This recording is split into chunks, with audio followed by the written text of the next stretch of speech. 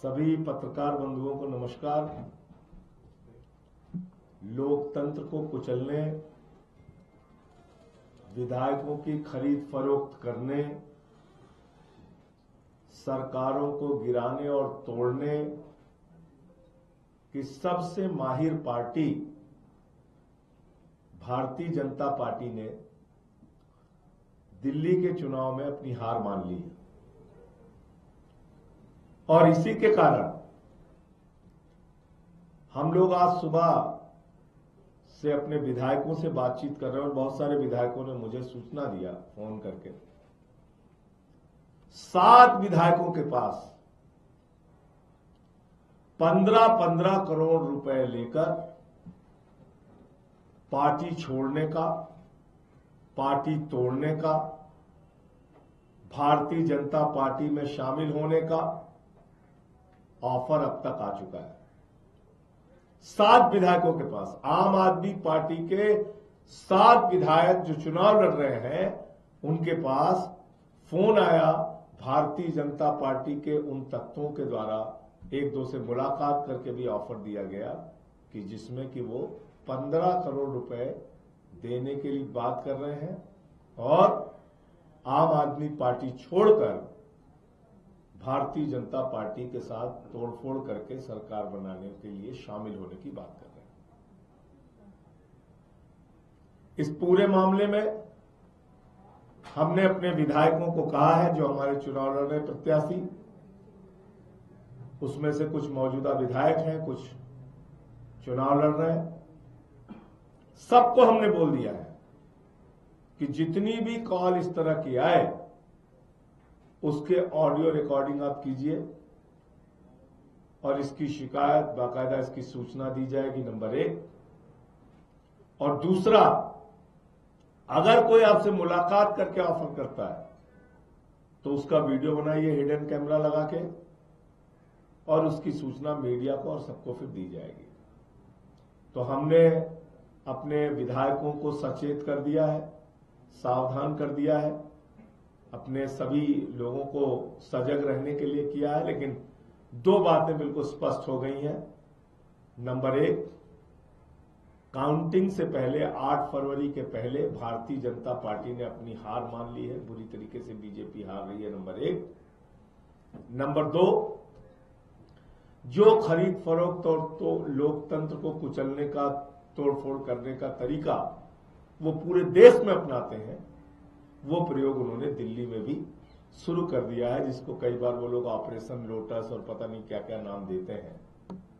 तो ये 2 बहुत महत्वपूर्ण बातें थी जो आपके साथ साझा करनी थी। हमने अपने विधायकों को सजग और सचेत कर दिया है कि कोई भी इस तरह की कॉल आए तो उसको रिकॉर्ड कीजिए, कोई भी ऐसे मुलाकात करने आए तो उसका हिडन कैमरा लगा के वीडियो बनाइए।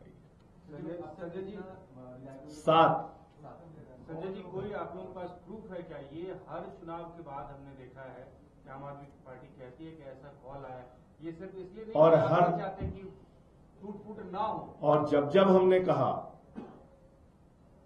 तब हुआ, लेकिन आप लोग हमारी बातों को नजरअंदाज करते हैं। आपको शायद याद नहीं होगा कि शेर सिंह डागर नाम के एक व्यक्ति ने हमारे विधायक को पहले खरीदने की कोशिश की थी 2013 के चुनाव के बाद। उसके बाद कई और विधायकों को उस समय भी खरीद फरोख्त करने की कोशिश की गई थी भारतीय जनता पार्टी की तरफ से। इस प्रकार का प्रयोग बीच बीच में बीजेपी ने किया और 2-4 केसेस में वो सफल भी हुए। पैसे का इस्तेमाल करते हैं, जांच एजेंसियों का इस्तेमाल करते हैं। जिस चीज से भी दबाव बन जाए वो तरीका इस्तेमाल करके विधायकों को तोड़ते हैं। हमारा एमपी तोड़ लिया इन्होंने पंजाब में,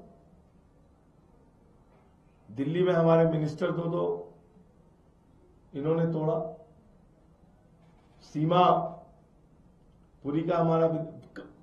अब हमने बहुत कोशिशों के बावजूद, तमाम संघर्षों के बावजूद दिल्ली को बचाया। इनके प्रयास में कब कहां कमी रही? इन्होंने तो हमेशा प्रयास किया। कौन विधायक हैं, क्या आप नाम साझा करेंगे, क्योंकि 7 का दावा आप कर रहे हैं? देखिए, ऐसा है कि सही और उचित समय पर हम सारी जानकारी साझा करते हैं। इस केस में भी वही करेंगे। हमारी निगाह बनी हुई है सारी परिस्थितियों पे, और हिडन कैमरा लगाने के लिए, रिकॉर्डिंग करने के लिए, ऑडियो रिकॉर्डिंग करने के लिए, जो कॉल आती है उसकी रिकॉर्डिंग करने के लिए हमने साफ तौर पे अपने विधायकों को निर्देशित कर दिया। सर जी, ये 7 लोग हैं, वो कैंडिडेट्स हैं या सिटिंग एमएलए है जिनके पास कॉल आया है? इसमें अभी तक ज्यादातर सीटिंग एमएलए हैं। और कौन किसकी तरफ से आ रहे हैं, कुछ बता सकते हो उसके बारे में? मतलब किसके बारे में आ रहा, मैं नहीं समझा। भारतीय जनता पार्टी की तरफ से आ रहा और किसकी तरफ से आ रहे हैं वो समय पे खुलासा करेंगे उसका। भारतीय जनता पार्टी की तरफ से आ रहा है। सर, इसके अलावा एक सवाल है। रामगोपाल यादव जी ने ये कहा कि इंडिया गठबंधन को अगर कोई हरा रहा है तो कांग्रेस हरा रहा है, और केजरीवाल जी के लिए जिस तरह की भाषा मोदी जी भी इस्तेमाल नहीं करते हैं, वैसी भाषा तो राहुल गांधी इस्तेमाल करते हैं। तो ये तो सर्वविदित सत्य है, कोई छिपा तो है नहीं। आपने देखा इस चुनाव में किस प्रकार से कांग्रेस ने कैसी कैसी भाषा का इस्तेमाल केजरीवाल जी के खिलाफ, आम आदमी पार्टी के खिलाफ, हमारे नेताओं के खिलाफ किया। ये तो कोई छिपी हुई बात अब है नहीं। तो इसमें रामगोपाल जी ने कुछ भी गलत नहीं कहा है, जो कहा है बिल्कुल सच कहा है उन्होंने। सर, अखिलेश यादव ने कहा है कि चुनाव आयोग मर गया है, उसे सफेद कपड़ा भेंट करना होगा। देखिए, मैं अखिलेश यादव जी की बात से इसलिए सहमत हूं कि जिस नई दिल्ली विधानसभा के क्षेत्र में सुप्रीम कोर्ट है, चुनाव आयोग है और हमारे लोकतंत्र का सबसे बड़ा मंदिर संसद है, और आप सब लोग उसके गवाह हैं, कोई तीसरे गवाह की भी जरूरत आपको नहीं है। संसद से 100 मीटर की दूरी पे हमारे कार्यकर्ताओं को मारा पीटा गया। एक झुग्गी में वहां महिलाओं के साथ अभद्रता की गई। संसद से 2-4 किलोमीटर के दायरे में चुनाव आयोग के नाक के नीचे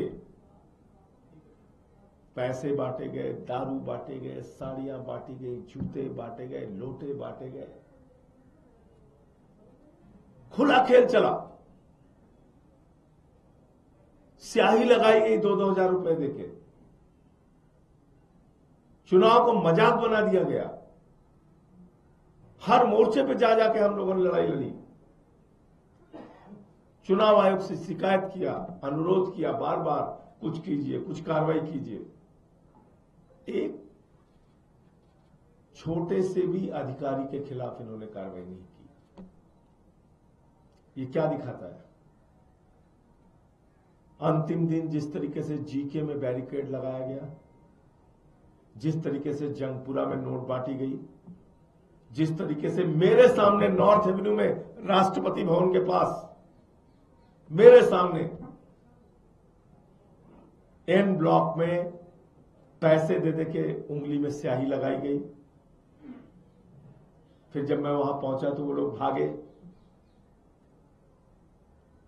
तो आप अंदाजा लगा सकते हैं कि चुनाव आयोग के बारे में अगर अखिलेश यादव जी ऐसी टिप्पणी कर रहे हैं तो उसके पीछे का दर्द क्या है। मिल्कीपुर में बीजेपी का नेता खुलेआम आके कह रहा है कैमरे पे, 6 वोट डाल के आया हूं। सुना नहीं सुना आपने? 2 केंद्रीय मंत्रियों के घर में, यही दिल्ली के अंदर 33 वोट, 26 वोट, 27 वोट सांसदों के घर में बीजेपी के, जिनके घरों में लोकसभा में 2 वोट 4 वोट हुआ करते थे, अचानक विधानसभा में 33 वोट, 35 वोट। कुछ बोला चुनाव आयोग ने? कोई कार्रवाई की आपने देखा कहीं? आप बताइए।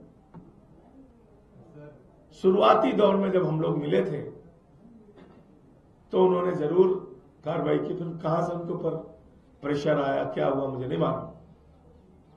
फिर एकदम से चुनाव आयोग,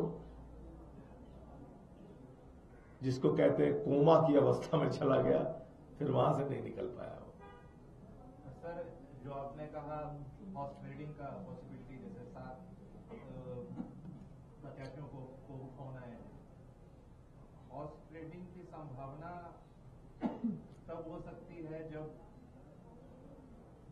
उनको अनुमान है, आपका अनुमान है कि दोनों पार्टी को लगभग सेम टाइप के सीट आ रहे हैं, तो व्हाट डू यू सी? हमारा अनुमान है, मैं बार बार कह रहा हूं, फिर दोहरा दे रहा हूं, प्रचंड बहुमत के साथ आम आदमी पार्टी की सरकार बनेगी।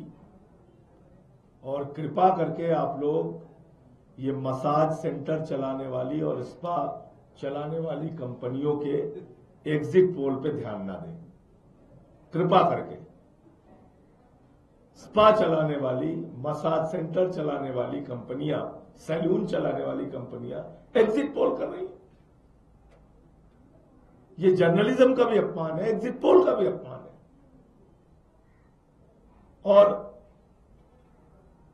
इसके अलावा मैं यही कह सकता हूं कि आपको 8 तारीख का इंतजार करना चाहिए।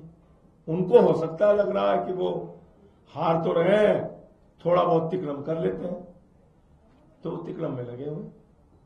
लेकिन इस तिक्रम के से एक बात तो साबित हो गई कि हार रहे चुनाव।